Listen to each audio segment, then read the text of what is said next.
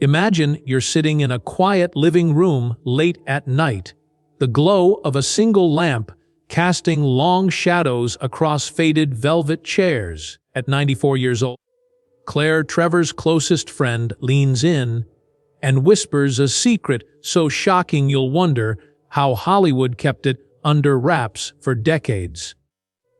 You already know she won the Oscar. You know the applause. You know the tears on that grand stage. But nobody told you about the raw pain she carried behind closed doors, the scars she hid under layers of makeup, and the trembling hands she managed to steady only once the camera rolled. Tonight, that friend reaches into a weathered box, pulls out a brittle envelope, and finally lets us see the evidence of a career built on a series of painful compromises. It's a story of triumph and tragedy, of glamour and grit, and it begins long before the star-studded premieres and late-night talk shows. Claire Trevor's journey started far from Hollywood's palm trees and red carpets. Born Claire Weminger on March 8, 1910. In a working-class corner of Brooklyn called Bellerose, she learned early what it meant to dream of a world beyond cramped tenements and cold winter nights. Her father, Noel, a Parisian tailor, labored over satin and lace, while her mother, Betty, an Irish dressmaker, stitched hope into every hem.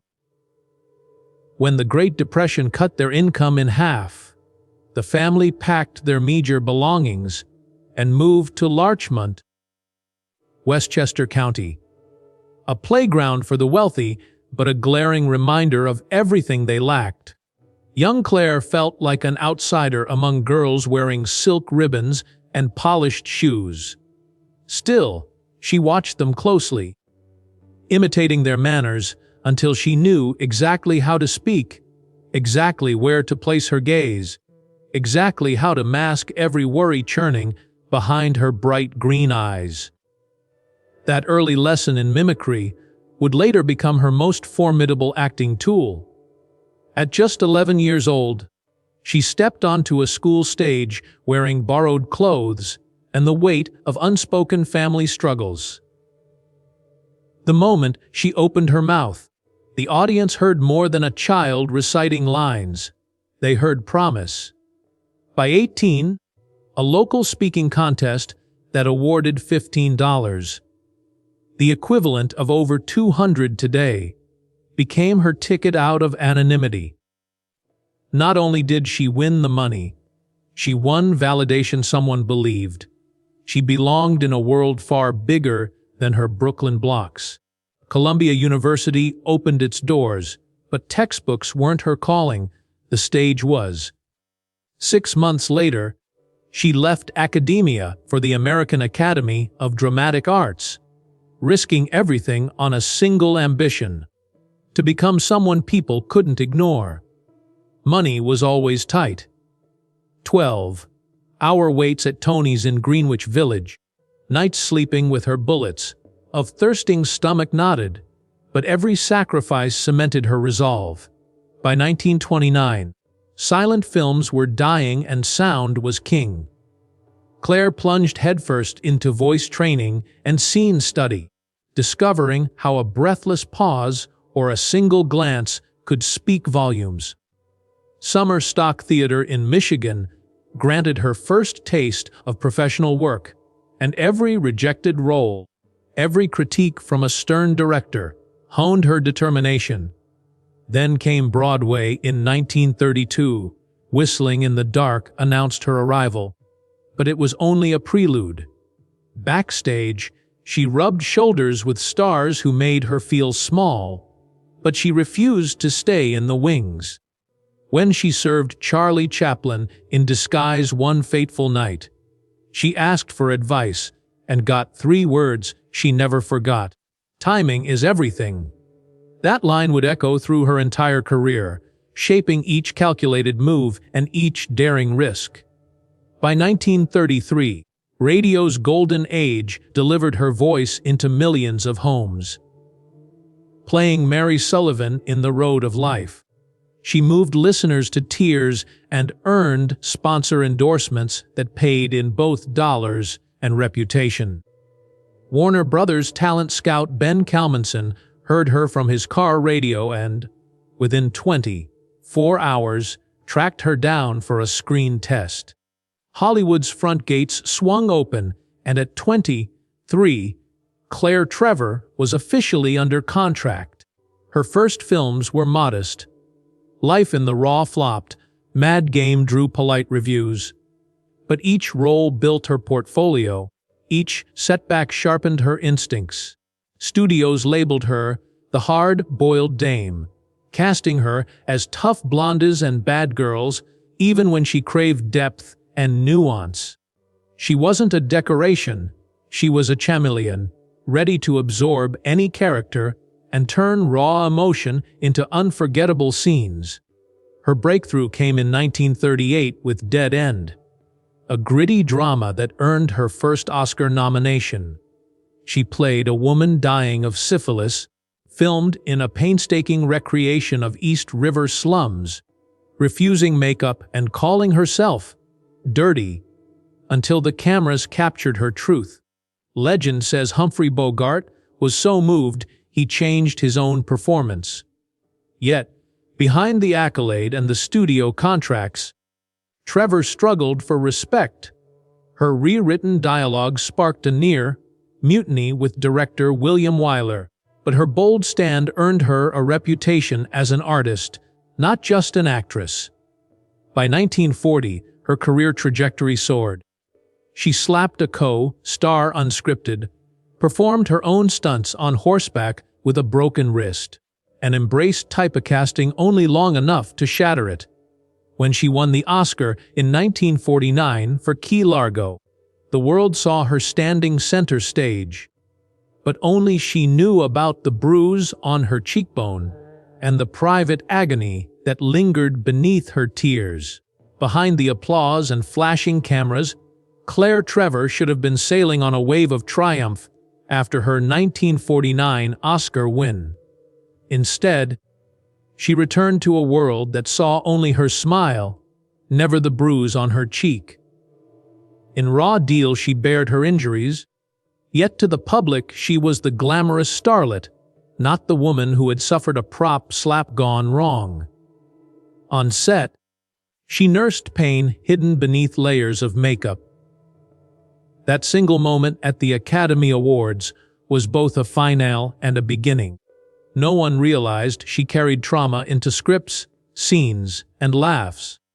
The Oscar became her ticket to legend and the trophy she feared to look at in private. Behind closed doors, Claire's life mirrored the characters she played. Strong, elegant, yet fractured. During Born to Kill, she channeled her battles, the nursing a flask between takes and hiding her bloodshot eyes. On set, whispers of crew caught her taking quick sips during rehearsals and noted the raw tension in fight scenes. At home, behind a Beverly Hills facade, she felt loneliness and shame. Her marriage to Milton Bren offered stability, yet his real estate ventures faltered. By their 1948 wedding, Claire had seen her fortune rise and fall. She gave birth to Charles and embraced motherhood, but every lullaby she sang carried memories of struggles only she understood. The applause never followed her beyond the velvet curtains. As television emerged in the early 1950s, Claire adapted but kept her guard up. She declined offers that required conformity, refusing to betray colleagues accused during McCarthy's hearings. When studio heads whispered threats, she retreated to dressing rooms and counted her heartbeat, weighing integrity against career. Silence became her shield, tipping her hat to principle at the expense of fame. Offers dried up, and her name slipped from magazine covers. Still, she found solace hosting charity events, raising funds for struggling actors. Even amid lavish galas, she felt the pang of loss, imagining roles unraveling like scripts she could no longer edit. Publicly, she was a gracious hostess. Privately, she wrestled with a fear deeper than blacklists, a fear of being forgotten. In the mid-1960s, when Milton's real estate empire collapsed, Claire confronted financial ruin with the same grit she displayed on screen. Their Beverly Hills home teetered on foreclosure, and she made the gut-wrenching decision to pawn her Oscar for $15,000. It fetched only part of its sentimental worth, but bought her peace during sleepless nights. The sale remained secret, whispered only among friends, until now. Piece by piece, she repaid the loan, driven by guilt more than need, until the trophy returned home. But each glance at that glass case reminded her that triumph often demands unbearable sacrifice. As years turned to decades, loss became Claire's silent co-star. In 1978, a plane crash claimed her son Charles on Flight 182, shattering her world. She clutched a silver watch etched with his initials as proof he'd existed. When recovery teams handed her charred fragments, she treated them as sacred relics. She retreated into isolation, rarely answering calls, cutting herself off from a world that had cheered her triumphs. Grief turned into guilt, and one night she burned Charles's manuscripts in a ritualistic farewell, erasing the stories he once dreamed to write. Therapy followed, a costly 2-year odyssey through pain, each session peeling back denial, until Claire faced living with heartbreak as her most enduring performance. In her later years, Claire channeled sorrow into purpose, quietly funding scholarships for drama students from modest backgrounds. She returned briefly to screens in the late 1980s, starring on television dramas where critics lauded her commanding presence. At UC Irvine, she taught master classes, sharing Chaplin's advice and Bogart's on-set pranks as lessons in authentic performance. When she died on April 8, 2000, at 90, she left more than a filmography. She left a community of artists she empowered. The Oscar she reclaimed stood in a glass case, silent testimony to a career defined by resilience, a life that refused to bow to hardship or applause alone. Yet behind every public appearance, every gracious interview, Claire battled whispers of regret. She often wondered if sacrificing so much for art had cost her the chance to simply live. Late at night, memories flooded back, the cheers of a crowd dissolving into silence. Once she stepped from the spotlight, the glint of gold in her hand that could not mend an aching heart. Friends recall nights when she stared at the television screen, watching reruns of Stagecoach or Dead End, pausing to wink when old scripts felt new again. Those moments reminded her that authenticity lies not in perfection, but in vulnerability. In the hush before dawn, Claire's friend slips into her kitchen with trembling hands. At 94, she still moves with the precision of a chess player, each step deliberate, each word measured. The vase on the windowsill catches the amber light as she unfolds a yellowing photograph. On the back, a single sentence. January 1949. Moment of victory and defeat. The friend's voice trembles. "I never showed anyone this." That photograph captured more than her Oscar triumph. It captured her resolve stiffened by pain, the carefully applied rouge masking a bruise that stretched across her cheekbone. She told reporters her tears on the stage were born of joy, never revealing they were seeped in shock from a prop gone wrong during a late-night shoot. This single image became a testament to her vow to protect her story at any cost. Few knew the backstage negotiations she fought simply to keep that bruise away from public view. Studio executives offered glamorous publicity tours in exchange for silence. Gossip columnists hinted at hush money in posh whispers over martinis. Yet Claire refused to commodify her pain. Instead, she built a fortress of compartmentalization, mastering the art of sounding casual when asked about her health, deflecting every question with a wry smile and a graceful pivot. Over the decades, that silence shaped her relationships. Colleagues sensed an unspoken boundary. Friends noticed a flicker of sorrow behind her laughter. Her contract negotiations, legendary for their bold demands, masked a deeper fear that vulnerability would be exploited, that every honest admission might become tabloid fodder. So she wielded strength as a shield, never an open book, always an elegant cipher hiding the chapters that hurt too much to share.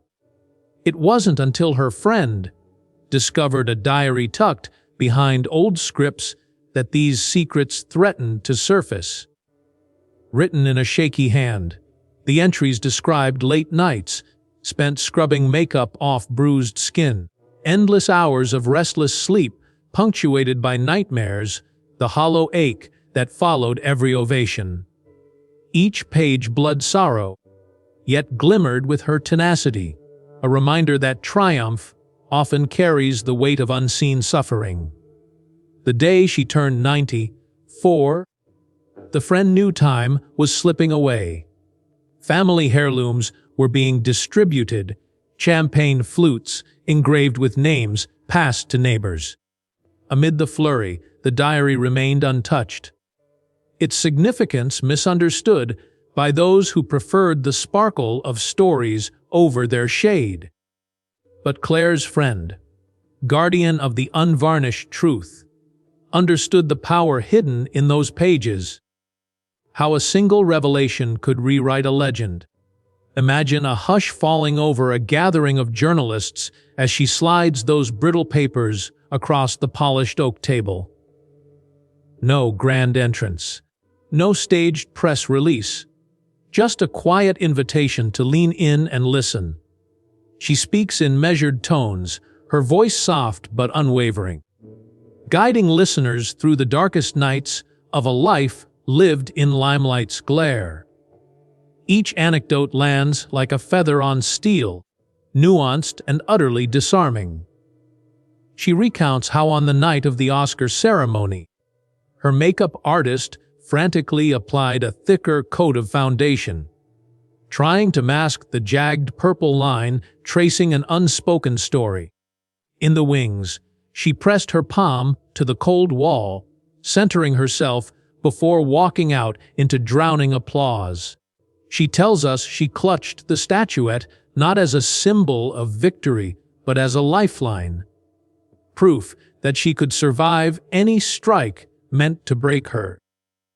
There is a moment of silence in the room, when she pauses, as if measuring the weight of her next confession. She speaks of the pawn shop visit in 1960, where she handed over a box holding her proudest achievement. At the counter, the attendant's eyes lingered on the gleaming gold, unaware of the tears behind her sunglasses. She accepted $15,000, a pittance for her legacy, a fortune for her survival.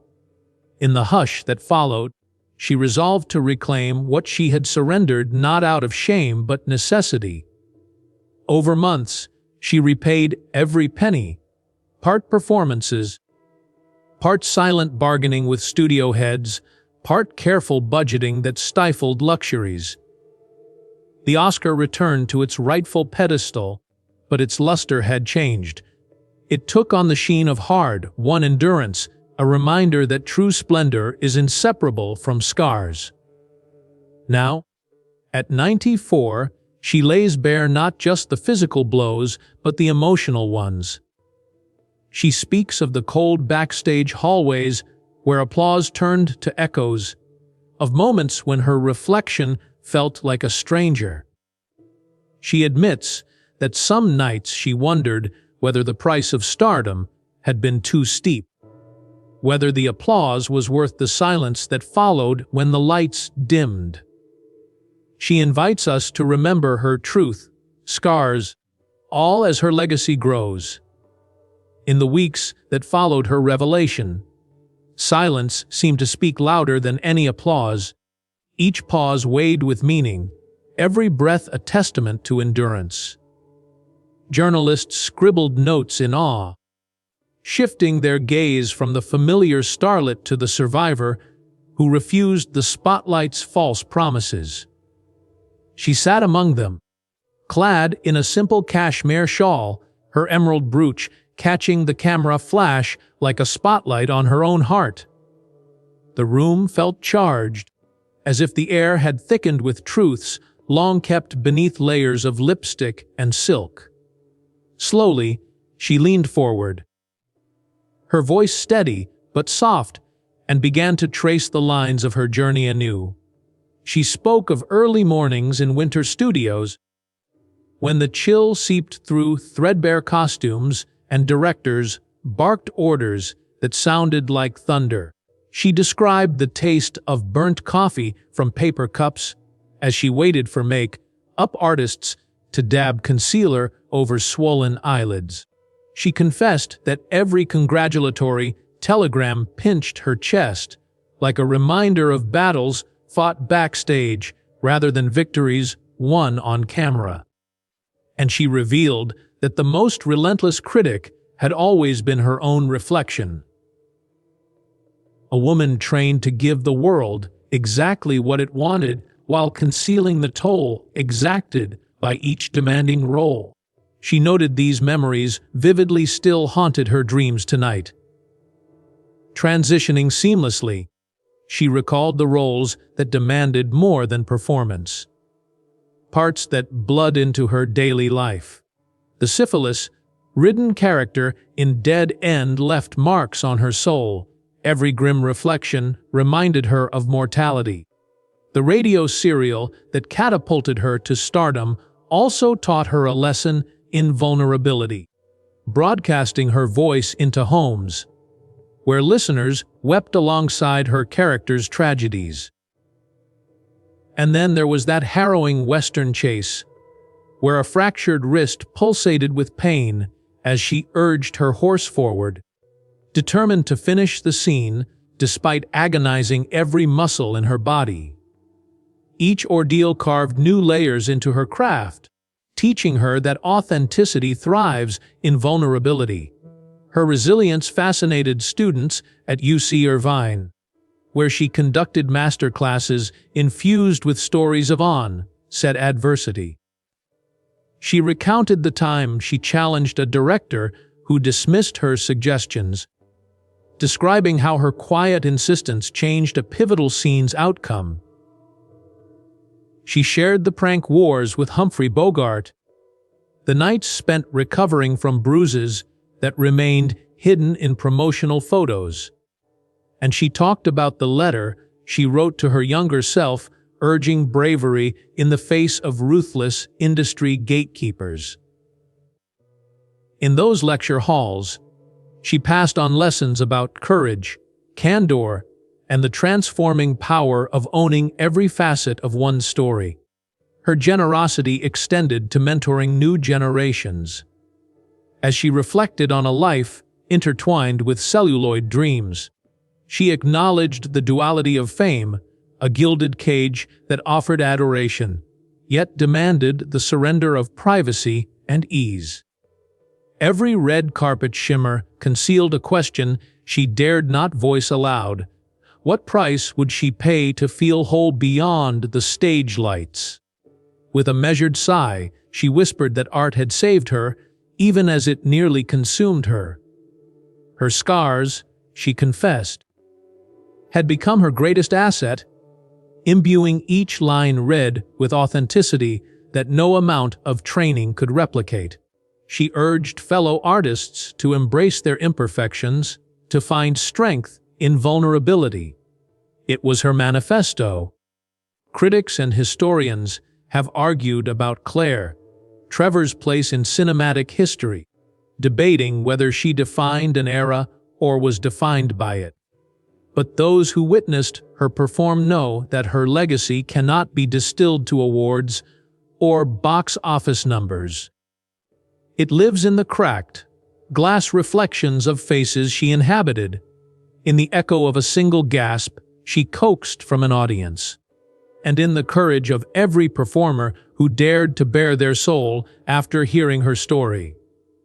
That, she believed, was the true measure of her life's work. Through films that still resonate, through lives she inspired, Claire's spirit endures as a beacon of authenticity, immortal. As the final chapter of Claire's narrative unfolds, we are left with a portrait more complex than any silver screen role. We see a woman who endured violence, poverty, betrayal, and grief, yet emerged each time with a performance more riveting than the last. We see a mentor who transformed personal pain into instruction and inspiration, shaping the next wave of storytellers. We see a friend who, even at 94, possessed the strength to reveal her scars and, in doing so, invited us all to honor our own. Her story reminds us that behind every legend lies a human heart, beating with untold sagas. Her example urges us to find strength. Her legacy endures in every courage and every truth told. After the press conference that sealed a legend, the corridors of Hollywood felt quieter, as if the entire industry had been caught off guard by a single human truth. Reporters who once clamored for staged glamour now lingered over every unguarded expression, searching for the raw vulnerability that Claire Trevor's friend had so artfully revealed. Film historians scrambled to rewrite chapters, re-examining celluloid threads in movies like Dead End, Stagecoach, and Key Largo, looking not just for her haunting beauty, but for the invisible pain she wore like an invisible sash from scene to scene. Studios arranged retrospective screenings, pairing original trailers with the new revelations, and audiences leaned forward in darkened theaters, realizing that what they had admired as performance was also catharsis. In that collective gasp, Hollywood rediscovered its heart, a community of artists bound by shared sacrifice. Critics who once praised technical mastery now widened their lens to include the human burdens behind each line. They spoke of her nuanced use of silence, of how a slight pause could betray a lifetime of sorrow, etched into her every gesture. Film scholars held panels to discuss how knowledge of her concealed bruises and sleepless nights added fresh layers to her classic close-ups. Even fan forums buzzed with empathy, viewers swapping anecdotes about watching her characters brave impossible odds, now keenly aware that those trials mirrored her real life. This recontextualization didn't diminish her artistry, it amplified it, shining a spotlight on the indomitable spirit that defined not just a performance, but a person. Meanwhile, behind the scenes of this renewed celebration, Claire's scholarship fund at UC Irvine flourished. Donors who had once offered token gifts now contributed substantial endowments, eager to honor her legacy by nurturing raw talent. The Trevor Prize became a coveted trophy for drama majors from modest backgrounds, students whose own stories of hardship echoed hers. Recipients wrote essays about finding courage in her example, about shaping monologues from personal pain, and about discovering resilience through vulnerability.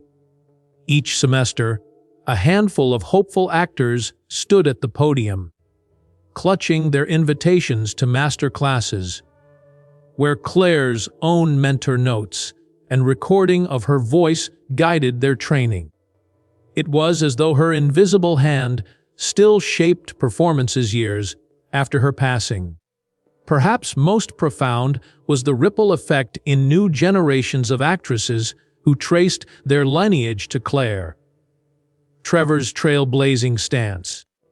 A young Jessica Chastain confessed in a Vanity Fair spread that she studied Claire's letters and interviews to find strength in the face of rejection and to remind herself that perseverance could outlast every closed casting door. At Sundance panels, rising stars talked about watching Key Largo not just for wardrobe inspiration, but to learn how to hold hidden sorrow behind a defiant gaze. Acting coaches began incorporating clips from her lesser-known radio serials, analyzing how she painted entire worlds with her voice, unearthing the authenticity born from her own fights against poverty and prejudice.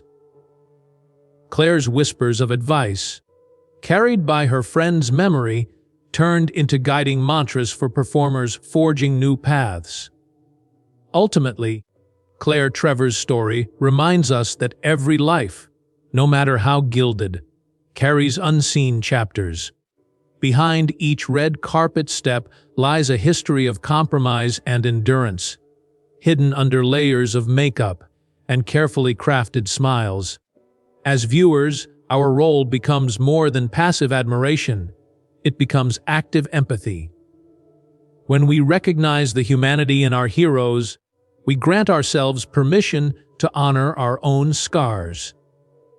Claire's narrative invites us to remember that applause, though exhilarating, cannot heal every wound.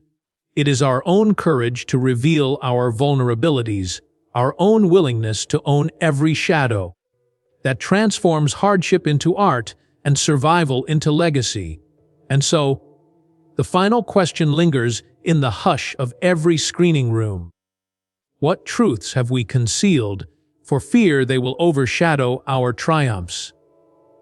Claire lived a lifetime tethered to that question, and at 94, her friend handed us the answer in brittle pages and whispered confidences. Now, it is up to us to carry her example forward. By speaking our truths, by lending voice to silent struggles, and by refusing to let our stories lie hidden beneath brighter narratives. In doing so, we honor not just the memory of a silver screen icon, but the enduring power of authenticity itself. From the first rehearsal to the final curtain call,